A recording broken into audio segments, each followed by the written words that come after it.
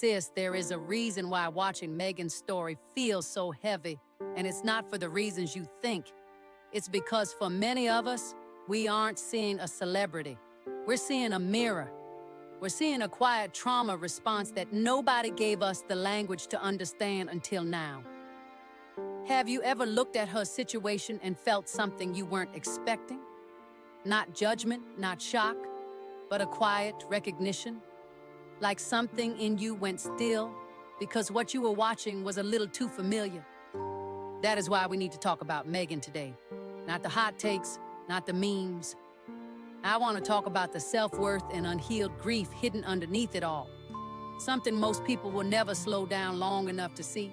This woman lost her mother young, her best friend, her safe place, the person who knew her before the world had an opinion. She lost her before she even figured out who she was outside of her. She never had a real relationship with her father. She buried her grandparents, and then she survived something violent and public and had to keep performing through every single bit of it. Why? Because the world does not give Black women permission to fall apart. And then after all that loss, after all that grief she never fully got to sit with, someone showed up who felt safe. Someone warm, someone she called the nicest person she had ever met. And she gave him everything she had. Sis, that is not a woman who didn't know better. That is a woman whose heart had been in survival mode for so long that warmth felt like salvation.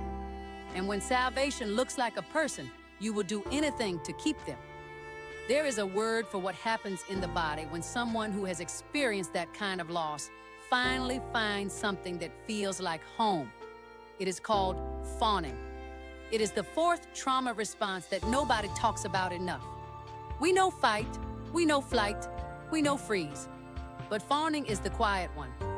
It is when you accommodate and adjust and stay, not because you are blind, but because leaving feels like one more loss you simply do not have the strength to carry. When you have already buried the people who were supposed to be permanent, leaving doesn't just feel hard. It feels like grief wearing a different coat. She loved harder when she probably should have looked closer. Not because she was foolish, but because her heart had been trying to find its way home for a very long time, and this felt like it. Before anyone says she should have known better, ask yourself honestly, have you ever stayed somewhere longer than you should have because leaving felt like it would break something in you that was already barely holding together? Have you ever loved someone past the point of wisdom because the alternative, being alone with all that loss again, felt unbearable? That is not weakness.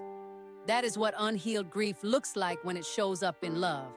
It doesn't care how successful you are. It lives underneath all of that in the places you haven't let anyone touch yet. Part 2 is coming, and we're going somewhere even more uncomfortable. The things that were said out loud that she heard. Stay with me. Share this with your sis, the one who is quiet lately. She needs this more than she is saying.